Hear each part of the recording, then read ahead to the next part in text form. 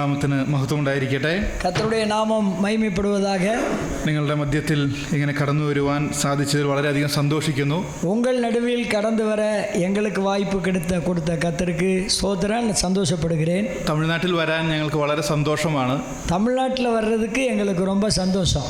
തമിഴ് കേൾക്കാനും പറയാനും ഒക്കെ വളരെ സന്തോഷമാണ്. இந்த நல்ல தமிழை கேட்குறதும் பேசுகிறதும் ரொம்ப மகிழ்ச்சி. പക്ഷെ തമിഴ്നാട്ടിൽ വന്ന് ഞങ്ങൾ തമിഴ് പറയില്ല. தமிழ்நாட்டுக்கு வர்றோம், ஆனால் தமிழ் தெரியல. എന്നാൽ വീട്ടിൽ ഞങ്ങൾ തമിഴൊക്കെ പറയും. வீட்டில் கூட கொஞ்சம் தமிழ் பேசுவோம். തെറ്റാണ് പറയുന്നത്, தவறான சில வார்த்தைகள் வந்துடும். എന്നാലും വീട്ടിലുള്ളവർക്ക് തോന്നും ഇത് ശരിക്കുള്ള തമിഴാണ്. அவங்க நினைப்பாங்க இவங்க ரொம்ப நல்லா தமிழ். ഞങ്ങൾക്ക് വളരെ സന്തോഷമാണ്, സ്നേഹമാണ് തമിഴ്നാട്ടിൽ വരുവാൻ. இங்கே வர்றதும் உங்களோட ஐக்கியப்படுவதும் ரொம்ப சந்தோஷம். കഴിഞ്ഞ 2 ദിവസങ്ങൾ ഞങ്ങൾ വളരെ സന്തോഷം ആ നിലയിൽ അനുഭവിക്കുവാൻ ഞങ്ങൾക്ക് സാധിച്ചു. கடந்த 2 தினங்களும் நல்ல சந்தோஷத்தை அனுபவித்தோம். വളരെ പ്രഗത്ഭന്മാരായ ദൈവദാസന്മാർ ഞങ്ങളുടെ കൂടെ ഉണ്ട്. ரொம்ப கணம் பொருந்திய தேவதாசர்கள் எங்களோட கூட இருக்கிறாங்க. അവർ പലരും ക്ഷീണിതരായതുകൊണ്ടാണ് ഞാനിന്ന് സംസാരിക്കുന്നത്. அவங்க ரொம்ப அதிகமாக களைப்பாக இருக்கிறதுனால அவர் ரொம்ப பேசியிருக்காரு. அதனால இப்போ நான் பேசுகிறேன். ചെറിയൊരു ചിന്ത നിങ്ങളുമായി പങ്കുവയ്ക്കുവാനാണ് ഞാൻ താല്പര്യപ്പെടുന്നത്. ஒரு சிறிய பகுதியை நான் உங்களோடு பகிர்ந்து கொள்ள விரும்புகிறேன். മത്തായിയുടെ സുവിശേഷം மத்தேயு எழுதின சுவிசேஷம் 12-ാം അധ്യായം 12வது அதிகாரம் 30-ാമത്തെ വാക്യം നമുക്ക് ആദ്യം വായിക്കാം. முதலாவதாக 12ஆம் அதிகாரம் 30ஆம் வாக்கியத்தை வாசிக்க கேட்போம். என்னோடே இராதவன் எனக்கு விரோதியாயிருக்கிறான், என்னோடே சேர்க்காதவன் சிதறடிக்கிறான். ഇത് ഒരുപക്ഷെ നമുക്ക് വളരെ പരിചയമുള്ള ഒരു വാക്യമാണ്. இது நமக்கு தெரிந்த ஒரு வாக்கியம்தான். യേശുക്രിസ്തു ഈ ഭൂമിയിൽ ഉണ്ടായിരുന്ന സമയത്ത് இயேசு கிறிஸ்து இந்த பூமியில் இருந்தபோது ഒരിക്കലൊരു ഭൂതഗ്രസ്തനെ സൗഖ്യമാക്കി. ஒரு பிசாசு பிடித்தவனை குணமாக்கினார். യഹൂദ മത നേതാക്കന്മാർ അത് കണ്ടു. யூத மத தலைவர்கள் அதை பார்த்தார்கள். അനേകം ആളുകൾ അത് കണ്ട് ദൈവത്തെ മഹത്വപ്പെടുത്തി. அநேக மனுஷர்கள் அதை பார்த்தபோது கர்த்தரை மகிமைப்படுத்தினார்கள். പക്ഷേ ഈ മത നേതാക്കൾക്ക് അത് സഹിക്കുവാൻ സാധിച്ചില്ല. ஆனால் മത தலைவர்களுக்கு அதை தாங்கிக் கொள்ள முடியவில்லை. അപ്പോൾ അവരതിനൊരു എതിരായിട്ട് ആ സംഭവത്തിന് യേശുക്രിസ്തു ഭൂതഗ്രസ്തനെ സൗഖ്യമാക്കിയതിന് എതിരായിട്ട് അവർ സംസാരിച്ചു. அவங்க பிசாச இயேசு கிறிஸ்து துரத்துனதுனால அவங்க எதிராக பேச ஆரம்பிச்சிட்டாங்க. അവർ പറഞ്ഞത് ഇങ്ങനെയാണ്, அவங்க இப்படி சொன்னாங்க, ഈ ഭൂതഗ്രസ്തനെ സൗഖ്യമാക്കിയത് ദൈവിക ശക്തിയൊന്നുമല്ല, இந்த பிசாச துரத்துனது கடவுளுடைய வல்லமை ஒன்றும் இல்லை, പിശാചുകളുടെ തലവനെ കൊണ്ട് യേശു ചെയ്യിക്കുന്നതാണ്. பிசாசுகளுடைய தலைவனை வச்சுதான் இயேசு செய்யறாரு. അത് ദൈവിക ശക്തി അല്ല എന്ന് അവർ அது പറഞ്ഞു. ஒன்றும் கடவுளுடைய வல்லமை இல்லை. അപ്പോൾ യേശു അതിനൊരു മറുപടി പറഞ്ഞു. அப்ப ஆண்டவர் இயேசு கிறிஸ்து பதில் சொன்னார். ഫൂളിഷ് തിങ്, മണ്ടത്തരമാണ് അവർ പറയുന്നത്. அதாவது நீங்க சொல்றது ஒரு முட்டாள்தனமான காரியம். ഒരു രാജ്യം തന്നിൽ തന്നെ ഛിദ്രിക്കുകയില്ല. ஒரு ராஜ்யம் தனக்கு தானே எதிராக இருக்க முடியாது. ഒരു രാജ്യം തന്നെത്താൻ നശിപ്പിക്കുവാനായിട്ട് ഒരിക്കലും ശ്രമിക്കുകയില്ല. ஒரு ராஜ்யம் தன்னைத்தானே அழிச்சு கொள்ளாது. പിശാച് തന്നെത്താൻ തകർക്കുവാൻ ശ്രമിക്കുകയില്ല. பிசாசு அவனே அழிச்சுக்க மாட்டான். പിശാചിന്റെ കീഴിലുള്ള ഒരാളെ വിടുതൽ ചെയ്യുവാനായിട്ട് പിശാച് ഒരിക്കലും സന്തോഷമുള്ളവനായിരിക്കില്ല. பிசாசனுடைய அடிமைத்தனத்தில் இருக்கிற ஒரு ஆளை அந்த அடிமைத்தனத்திலிருந்து விடுதலையாக்க பிசாசால செய்யாது. അതുകൊണ്ട് പിശാചുക്കളുടെ തലവനാണ് ഇത് ചെയ്തതെന്ന് പറയുന്നത് മണ്ടത്തരമാണ്. அந்த யூத தலைவர்கள் பிசாசினுடைய தலைவனை வச்சு இதை செய்கிறாங்க அப்படின்னு ஒரு மூடத்தனமாக பேசினாங்க. അതിനെ തുടർന്ന് യേശു പ്രകാരം പറഞ്ഞു, தொடர்ந்து ஆண்டவர் இப்படி சொன்னார், ഈ മനുഷ്യൻ സൗഖ്യമായത് ദൈവത്തിന്റെ ശക്തിയാലാണ്. இந்த மனுஷன் சுகமானது ஆண்டவருடைய கிருபை தான், வல்லமை தான். ദൈവത്തിന്റെ ശക്തിയാലാണ് സ്വതന്ത്രനായത്. தெய்வ சக்தி இல்லாம இவனுக்கு விடுதலை கிடைக்கல. ശക്തനായിരിക്കുന്ന പിശാച് ഇയാളെ അടിമയാക്കി വെച്ചിരിക്കുകയായിരുന്നു. வல்லவனாயிருக்கிற பிசாசு இந்த ஆளை அடிமைப்படுத்தி வச்சிருக்கான். എന്നാൽ ആ പിശാചിനേക്കാൾ ശക്തനായിരിക്കുന്ന ദൈവപുത്രനാണ് ആ പിശാചിനെ കീഴടക്കിക്കൊണ്ട് ഈ മനുഷ്യനെ സ്വതന്ത്രനാക്കിയത്. பிசாசை விட மிக வல்லமை உள்ளவரும் மேலானவருமான தெய்வகுமாரன் தான் இவரை விடுவித்து சுகமாக்கி இருக்கிறார்.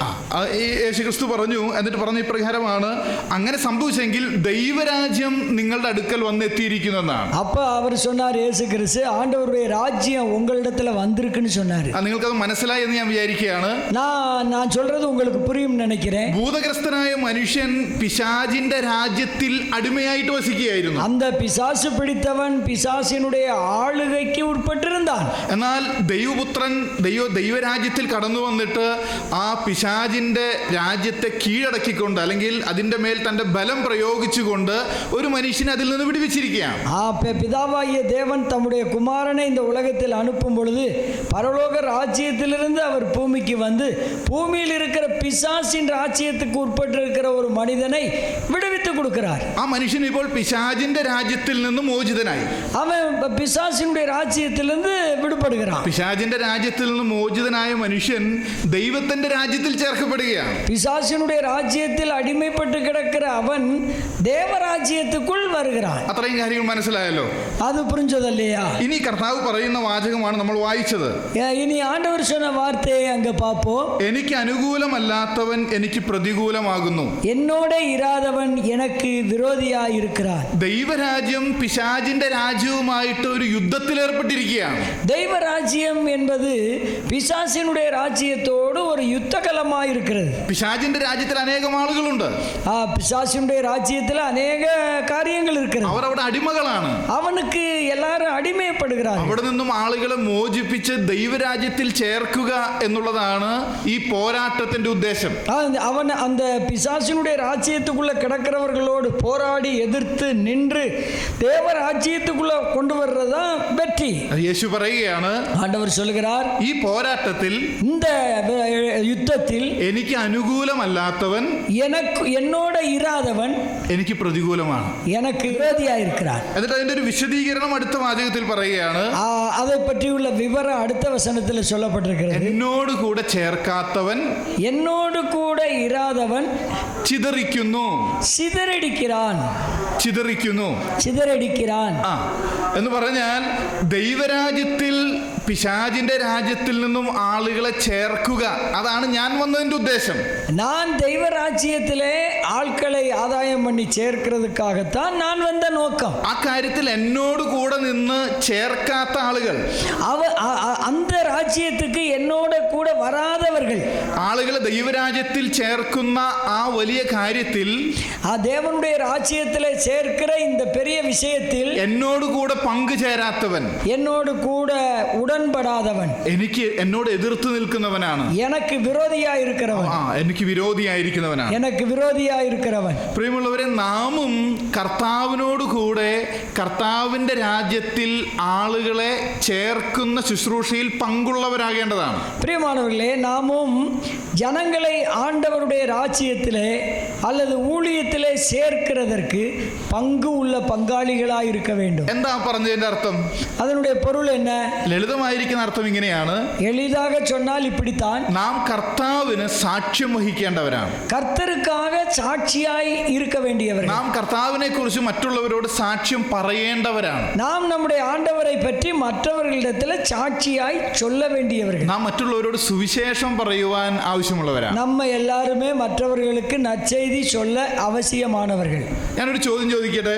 நான் ஒரு கேள்வி கேட்கிறேன். നമ്മുടെ വീട് എവിടെയാണ്? എൻ്റെ വീടല്ല, നമ്മുടെ എല്ലാവരും ചേർത്ത് പറയണം, നമ്മുടെ വീട് എവിടെയാണ്? நம்முடைய குடியிருப்பு எங்கே இருக்கிறது? நம்முடைய குடியிருப்பு எங்கே இருக்கிறது? பரலோகத்தில். നമ്മുടെ പിതാവ് എവിടെയാണ്? நம்முடைய பிதா எங்கே இருக்கிறார்? നമ്മുടെ രാജ്യം, നമ്മുടെ പൗരത്വം എവിടെയാണ്? நம்முடைய കുടിயிருപ്പ് എங்கே இருக்கிறது? பரலோகத்தில். നമ്മൾ എന്താണ് ഇവിടെ? நம்ம இங்கே யாரா இருக்கிறோம்? എന്തുകൊണ്ടാണ് നമ്മൾ ഇവിടെ? நம்ம ஏன் இங்கே இருக்கிறோம்? നമ്മുടെ ഭവനം സ്വർഗത്തിലാണ്, நம்முடைய வீடு பரலோகத்தில், നമ്മുടെ രാജ്യം സ്വർഗത്തിലാണ്, நம்முடைய அரசு பரலோகத்தில், നമ്മുടെ പിതാവ് സ്വർഗത്തിലാണ്, நம்முடைய பிதா பரலோகத்தில். വചനം പറയുന്നു നാം ദൈവത്തിന്റെ ഭവനക്കാരാണ്, நாம் எல்லாரும் தேவனுடைய வீட்டார், നാം സ്വർഗത്തിൽ ദൈവത്തിന്റെ അവകാശികളാണ്, நாம் பரலோகத்தில் தேவனுடைய பிள்ளைகள், നാം ദൈവപുത്രനായിരിക്കുന്ന ക്രിസ്തുവിന്റെ കൂട്ടവകാശികളാണ്, நாம் தேவகுமாரனாகிய இயேசு கிறிஸ்துவினுடைய ஐக்கியத்திற்குட்பட்டவர்கள். എങ്കിൽ പിന്നെ നമുക്ക് സ്വർഗത്തിൽ ഇരുന്നുകൂടെ? நம்ம பரலோகத்தில் இருக்க வேண்டியது தானே? എന്തുകൊണ്ട് നമ്മൾ ഇവിടെ? ஏன் நம்ம இங்கே இருக்கிறோம்? അതാണ് ചോദ്യം. அதான் கேள்வி. എന്തുകൊണ്ടാണ് നമ്മൾ ഇവിടെ? ஏன் இங்கே இருக்கிறோம்? ஏன் இங்கே இருக்கிறோம்? നിങ്ങൾ പറയരുത് ഞങ്ങൾ ഇവിടെയാണ് ജനിച്ചു വളർന്നത് എന്ന് പറയരുത്. நீங்க சொல்லலாம் நாங்க இங்கே தான் பிறந்தோம் வளர்ந்தோம் இங்கே இருக்கிறோம். தேவனுடைய ராஜ்யம் கட்டப்படுவதற்காக. അതെ, നമ്മൾ ഇവിടെ ജനിച്ചു വളർന്നവരാണ്, പക്ഷെ പഴയത് കഴിഞ്ഞുപോയി എന്ന വചനത്തിൽ നാം വായിക്കുന്നത്. நாம் எல்லாம் இங்கே பிறந்து வளர்ந்தவங்க தான், ஆனால் பழையவைகள் கடந்து போயின. യോഹന്നാന്റെ സുവിശേഷം யோவான் எழுதின சுவிசேஷம் 17-ാം അധ്യായം 18-ാം വാക്യം നമുക്കൊന്ന് വായിക്കാം. 17வது அதிகாரம் 18வது வாக்கியம். யோவான் 17ஆம் அதிகாரம் 18வது வாக்கியம். உலகத்தில் அழைக்கிறது போல நானும் அவரை உலகத்தில் அழைக்கிறேன்.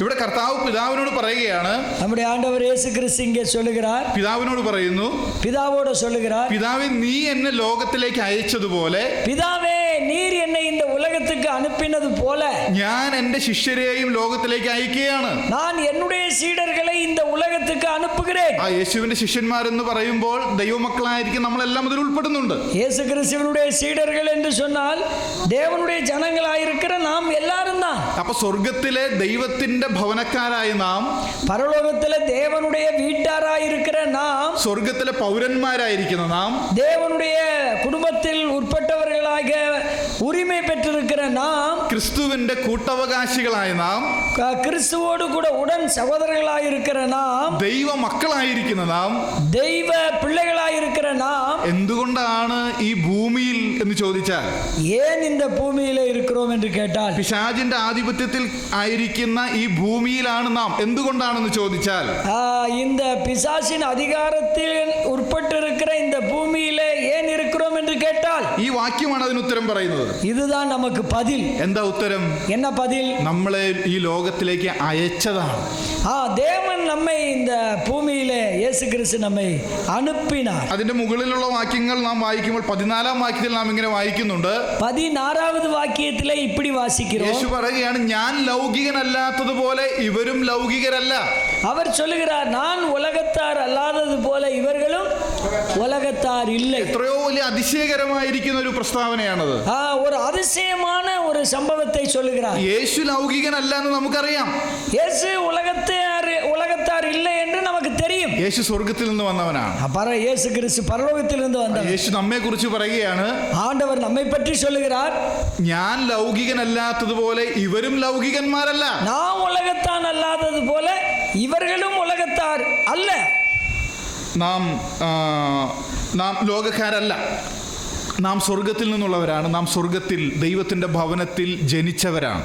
நாம் பரலோகத்தில் தேவனுடைய வீட்டிலே பிறந்தவர்கள். അപ്പൊ ദൈവം നമ്മെ അയച്ചിട്ടാണ് നാം ഈ ലോകത്തിൽ ഇപ്പോൾ ആയിരിക്കുന്നത്. நம்மை தேவன் இங்கே அனுப்பினதினாலே தான் இங்கே இருக்கிறோம். ഒരാളെ അയക്കുക എന്ന് പറഞ്ഞാൽ അതിനൊരു ഉദ്ദേശമുണ്ട്, അല്ലെ? ஒரு ஆளை அனுப்புகிறேன் என்று சொன்னால் அதுக்கு ஒரு நோக்கம் இருக்கிறது. വെറുതെ അയക്കുകയില്ല. சும்மா ஒருத்தரை அனுப்ப மாட்டாங்க. അങ്ങനെയാണെങ്കിൽ നമ്മെ ലോകത്തിലേക്ക് അയച്ചിരിക്കുന്നു എന്ന് പറയുമ്പോൾ നമ്മെ അയച്ചതിനും കർത്താവിനൊരു ഉദ്ദേശമുണ്ട്. நம்மை இந்த உலகத்தில் அனுப்பினார் என்று சொன்னால் அதிலும் ஒரு நோக்கம் இருக்கிறது. അപ്പോൾ അതെന്താണെന്ന് മനസ്സിലാக்க, ആ ഉദ്ദേശം എന്താണെന്ന് മനസ്സിലാക്കണമെങ്കിൽ அந்த நோக்கம் என்ன என்று புரிய வேண்டுமானால் യേശു ലോകത്തിലേക്ക് അയക്കപ്പെട്ടത് എന്തിനാണെന്ന് പരിശോധിച്ചാൽ മതി. இயேசு கிறிஸ்து எதற்காக இந்த உலகத்தில் அனுப்பப்பட்டார் என்று புரிந்தால் நல்லது. കാരണം യേശു അയക്കപ്പെട്ടതുപോലെ തന്നെയാണ് നമ്മയും അയച്ചിരിക്കുന്നത്. இயேசு கிறிஸ்துவை அனுப்பினது போலதானே நம்மையும் அனுப்பினார். എന്തിനു വേണ്ടിയാ യേശുവിനെ ലോകത്തിലേക്ക് അയച്ചത്? எதற்காக இயேசு கிறிஸ்துவை உலகத்தில் அனுப்பினார்? ഈ 17-ാം അധ്യായം 4-ാം വാക്യത്തിൽ യേശു തന്നെ അത് പറയുന്നുണ്ട്.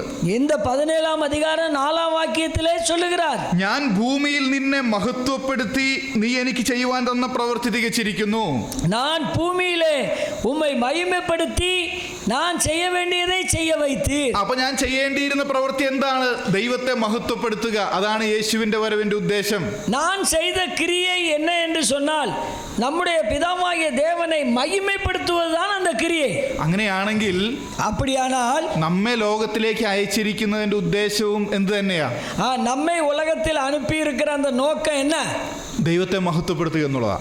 நம்முடைய தேவனை மகிமைப்படுத்த வேண்டும். പ്രിയ സഹോദരി സഹോദരന്മാരെ, பிரிய சகோதர சகோதரிகளே, എന്റെയും നിങ്ങളുടെയും ജീവിതം കൊണ്ട് ദൈവം ആഗ്രഹിക്കുന്നത് നാം ദൈവത്തെ മഹത്വപ്പെടുത്തണമെന്നുള്ളതാണ്. என்னுடைய நம்முடைய வாழ்வை வைத்து தெய்வம் நம்மை அனுப்பின நோக்கம் பிதாவாகிய தேவனை மகிமைப்படுத்த. അതിനുവേണ്ടിയാണ് നമ്മെ ഈ ലോകത്തിൽ വിട്ടിരിക്കുന്നത്.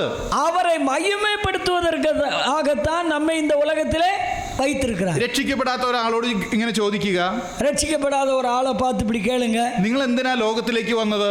நீங்க எதுக்காக ஐயா அந்த உலகத்துக்கு வந்தீங்க? അവരെന്ത് ഉത്തരം പറയും? அவங்க பதில் சொல்லுவாங்க, ഞാൻ അങ്ങനെ ലോകത്തിലേക്ക് വന്നതൊന്നുമല്ല, நான் இந்த உலகத்துல ஒன்றும் வரல, ഞാൻ ഇവിടെ ജനിച്ചതാ, நான் இங்க பிறந்தேன், ഞാൻ ഇവിടെ ഉണ്ടായ വ്യക്തിയാണ്, நான் இங்க பிறந்து வளர்ந்துக்கிறேன், ഞാൻ ഇവിടെ വന്നതൊന്നുമല്ല, நான் இங்க இருக்கிறவன், நான் அங்கிருந்து ஒன்றும் வரல. പിന്നെ എന്തിനാണ് വന്നതെന്ന് ചോദിച്ചാൽ, അല്ലെങ്കിൽ ജനിച്ചതെന്ന് ചോദിച്ചാൽ, அப்ப ஏன் நீ பிறந்தேன்னு கேட்டா അങ്ങനെ പ്രത്യേക ഉദ്ദേശത്തോടു കൂടെ ജനിച്ചതല്ല. ஒன்னும் எனக்கு அவ்வளவு பெரிய நோக்கம் இல்லை. ജനിച്ചത് കൊണ്ട് മരിക്കുന്നത് വരെ ഇനി ജീവിക്കണം, ஆனா பிறந்ததுனால சாகிற வரைக்கும் வாழணும். ആ ഉത്തരമേ അവർക്ക് പറയാൻ സാധിക്കുള്ളൂ. அது மட்டும்தான் அவங்களால சொல்ல முடியும். എന്നാൽ ദൈവമക്കളായിരിക്കും നമ്മളോട് ചോദിക്കുക, தேவ பிள்ளைகளாயிருக்கிற நம்மை கேளுங்கள், നിങ്ങൾ എന്തിനാണ് ഈ ലോകത്തിലേക്ക് വന്നത്? நீங்க எதுக்காக இந்த உலகத்துல வந்தீங்க? നമുക്കതിന് വ്യക്തമായ മറുപടിയുണ്ട്. நமக்கு அதுக்கு தெளிவாக மறுபடி சொல்லலாம். ഞാൻ ഇവിടെയാണ് ജനിച്ചത് എന്നല്ല അതിന്റെ മറുപടി. நான் இங்கே பிறந்தேன் அப்படின்றதல்ல மறுபதில். ഒരിക്കലും ഇവിടെ ജനിച്ചതാണ്, ஒரு நாள் நம்ம இந்த உலகத்துல എന്നാൽ ഞാൻ பிறந்தா ദൈവത്തിന്റെ മകനായി മകളായി വീണ്ടും ജനിച്ചു. தேவனுடைய பிள்ளையாக மகனாக மகளாக மறுபடி பிறந்திருக்கிறோம். ഞാൻ സ്വർഗത്തിന്റെ അവകാശിയാണ്. நான் பரலோகவாசி. എന്നാൽ ഞാൻ ഇന്ന് ഈ ലോകത്തിലായിരിക്കുന്നത് நான் இன்னைக்கு உலகத்துல இருக்கிறது കർത്താവ് എന്നെ ലോകത്തിലേക്ക് അയച്ചത് കൊണ്ടാണ്. கர்த்தராகிய இயேசு கிறிஸ்து அனுப்பினதினாலே. ദൈവത്തെ മഹത്വപ്പെടുത്തുക എന്നുള്ളൊരു ലക്ഷ്യം എന്റെ ജീവിതത്തിനുണ്ട്.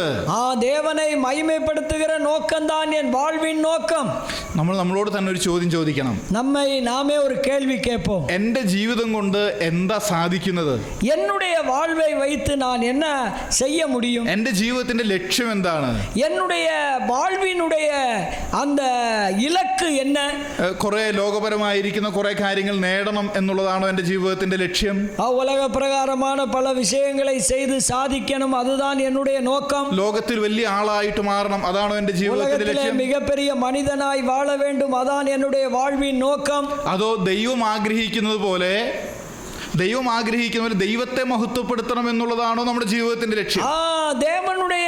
தேவன் விரும்புகிறது போல தேவனை மகிமைப்படுத்துவதுதான் நம்முடைய வாழ்வின் நோக்கம். പ്രിയമുള്ളവരെ, നമ്മൾ അയക്കപ്പെട്ടവരായതുകൊണ്ട്, பிரியமானவர்களே, நாம் அனுப்பப்பட்டவர்களாய் இருக்கிறபடியால் നമ്മുടെ ഉദ്ദേശങ്ങൾക്ക് വേണ്ടി ജീവിക്കുവാൻ നമുക്ക് സ്വാതന്ത്ര്യമില്ല. நம்முடைய வாழ்வுக்காக வாழ்வது நம்முடைய நோக்கம் இல்லை. നമ്മുടെ ജീവിതം സുരക്ഷിതമാക്കുക, അതിനുവേണ്ടി ജീവിക്കുവാൻ നമുക്ക് അനുവാദമില്ല. நம்முடைய வாழ்வை பிரகாசிப்படுத்திக் கொள்வதற்காக வாழ்வது அல்ல நம்முடைய வாழ்வு. നമ്മുടെ ജീവിതത്തിലെ സുഖ സൗകര്യങ്ങൾ വർദ്ധിപ്പിക്കുക, അത് നമ്മുടെ ലക്ഷ്യമായിരിക്കുവാൻ പാടില്ല. நம்முடைய வாழ்விலே நல்ல சுக நலன்களை ஏற்படுத்தி கொண்டு வாழ்வது அல்ல நம்முடைய வாழ்வு. മഴക്കാലത്ത് ചില ആളുകൾ കുടയുമായിട്ട് പുറത്തു പോകും. மழை பெய்கிற காலத்துல சிலர் குடை பிடிச்சிட்டு போவாங்க. പക്ഷെ ചെറിയ മഴയൊന്നും പെയ്താൽ അവർ കുട നിവർത്തില്ല. ചില ആളുകൾ சில சமயம் சின்ன சாரல் விழுந்தா உடனே குடை பிடிக்க மாட்டாங்க. അതെന്താ നിവർത്തത്വം അറിയാമോ? அது என்ன தெரியுமா? നിവർത്തിയാൽ அதை விரிச்சா കുട നനയും. கொடை நனைஞ்சு போகும்ட்டு சின்ன சாரல்ல கொடையை விரிக்க மாட்டாங்க. അപ്പൊ കുട നനയാതിരിക്കാൻ വേണ്ടിയിട്ട്, கொடை நனையாம இருக்கிறதுக்காக കുട ബാഗിൽ വെച്ചിട്ട് கொடையை பேக்குள்ள வச்சுட்டு അവർ നനയും. அவர் நனையும். ഈ കൊടയുടെ ലക്ഷ്യം എന്താണ്? கொடை வச்சிருக்கிற நோக்கம் என்ன? മഴ പെയ്താൽ കൊടയാ നനയേണ്ടത്.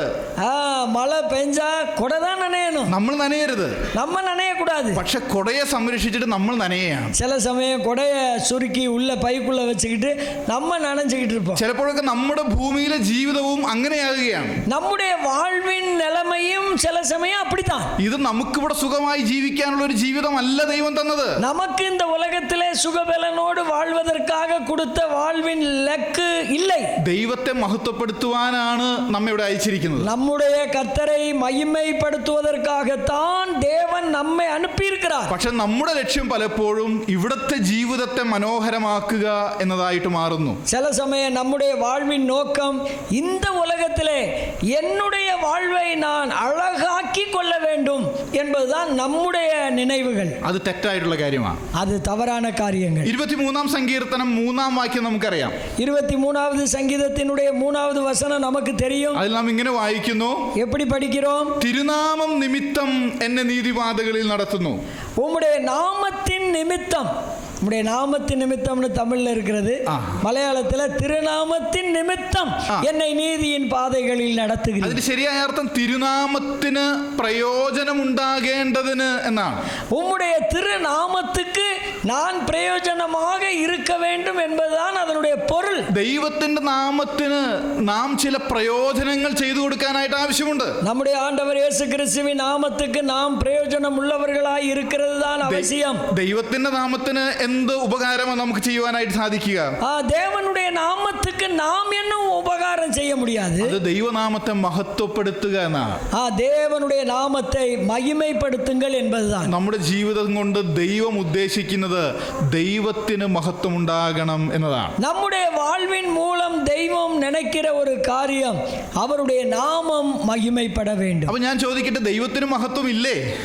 நான் கேட்கிறேன், அப்ப தேவனுடைய நாமத்துக்கு மகிமை இல்லையா? ദൈവം മഹത്വവാനാണ്. தேவன் மகிமையானவர். ദൈവം മഹത്വ സമ്പൂർണനാണ്. மகிமையின் சம்பூர்ணராய் இருக்கிறார். ഇനി കൂടുതൽ മഹത്വം നമുക്ക് അതിനോട് ചേർക്കുവാനായിട്ട് സാധിക്കില്ല. அவருடைய மகிமைக்கு நாம் எதுவும் மகிமை சேர்த்து கொடுக்க போறது இல்லை. ദൈവത്തിന്റെ മഹത്വം വർദ്ധിപ്പിക്കുക എന്നല്ല അതിന്റെ അർത്ഥം. தேவனுடைய நாமத்தை நீங்கள் இன்னும் வளர்த்து விடுங்கள் என்று சொல்லி அர்த்தம் இல்லை. യോഹന്നാൻ 17:4 யோவான் 17:4 യേശു ക്രിസ്തു പറഞ്ഞ ഇപ്രകാരമാണ്, இயேசு இப்படி சொன்னார், ഞാൻ ഭൂമിയിൽ നിന്നെ മഹത്വപ്പെടുത്തി. பூமியிலே நான் உம்மை மகிமைப்படுத்தினேன். അതിന്റെ അർത്ഥം ദൈവത്തിന്റെ നാമത്തിന്റെ മഹത്വത്തിന് தேவனுடைய நாமத்தின் மகத்துவத்துக்காய் പുകഴ്ചയുണ്ടാകണം എന്നുള്ളതാണ്. அது புகழப்படக்கூடிய நிலைமையில் അത് പ്രസിദ്ധമാകണം എന്നുള്ളതാണ്. அது விரிவாக்கம் பண்ணப்படணும். മഹത്വം വർദ്ധിപ്പിക്കുകയല്ല, நீங்க மகிமையை சேர்த்து கொடுங்கன்னு இல்ல, മഹത്വത്തിന് പ്രസിദ്ധി ഉണ്ടാക്കുക.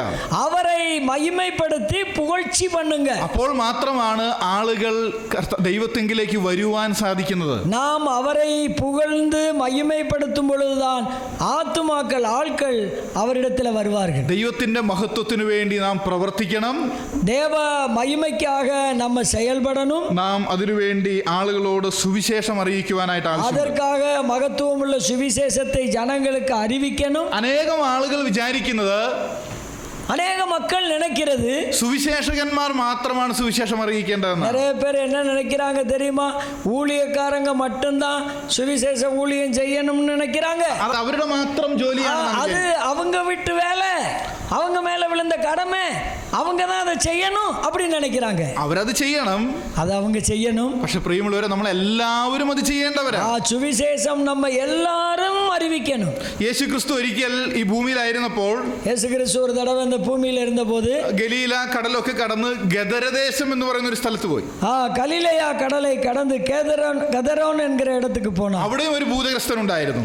அங்க ஒரு பிசாசு பிடித்தவன் ആ இருந்தான். ഭൂതഗ്രസ്തനെ യേശു ക്രിസ്തു സൗഖ്യമാക്കി. அந்த பிசாசு பிடித்தவனை அவர் ആ சுகமாக்கினார். കാര്യങ്ങളൊക്കെ നമുക്കറിയാം. நமக்கு தெரியும். അവനിൽ ഒരുപാട് ഭൂതങ്ങൾ ഉണ്ടായിരുന്നു. அவனுகிட்ட நிறைய பிசாசுகள் இருந்துச்சு. ആ ഭൂതങ്ങളെല്ലാം അവനിൽ നിന്ന് പുറപ്പെട്ട് കുറെ പന്നികളിലേക്കാണ് ചെന്ന് കയറിയത്. அந்த பிசாசு கூட்டம் எல்லாம் புறப்பட்டு பன்றிகளோட போயிடுச்சு. ആ പന്നികളെല്ലാം കടലിൽ ചാടി ചത്തു. அந்த பன்றிகள் எல்லாம் கடல்ல விழுந்து செத்தது. ആ കാര്യങ്ങളൊക്കെ നമുക്കറിയാം അല്ലേ? அது நமக்கு தெரியும் இல்லையா? നമുക്കറിയുന്ന കാര്യങ്ങളാണ്. தெரியுமா? அறிகிற விஷயம்தான். അപ്പോൾ അവിടെ നിന്ന് ആളുകൾ വന്ന് യേശുവിനോട്, അവിടെ നിന്ന് ഈ സ്ഥലത്ത്, ഞങ്ങളുടെ ഈ സ്ഥലം വിട്ട് നീ പോകണം എന്ന് യേശുവിനോട് அப்ப அந்த இடத்துல இருந்த ஆட்கள்லாம் வந்தாங்க, ஐயா நீங்க இங்க வராதீங்க, வேண்டாம், எங்க பன்றியெல்லாம் செத்து போச்சு, நீங்க இந்த இடத்தை விட்டு போயிருங்க.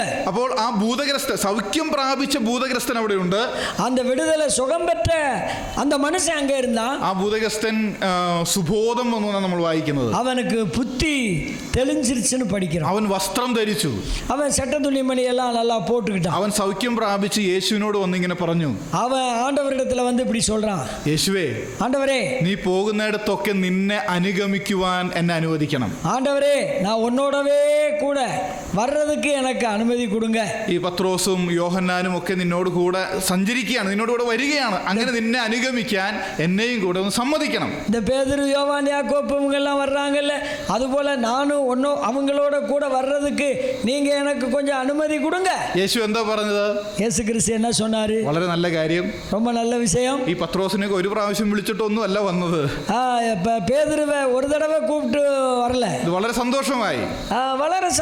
ரொம்ப மகிழ்ச்சி ஆயிடுச்சு. പിന്നെ ഇതിലുള്ളതിൽ ഒരാൾ തൂങ്ങി മരിക്കാനുള്ളതാണ്. ஒரு ஆளு தற்கொலை பண்ண போறாரு. അപ്പൊ 12 നീ പോരെ എന്ന് യേശു പറഞ്ഞില്ല. 12 பேர் இருக்காங்க, நீ போதும் அப்படின்னு சொல்லல. അങ്ങനെ യേശു പറഞ്ഞില്ല. அப்படி சொல்லல. യേശു പറഞ്ഞു നീ വരണ്ട.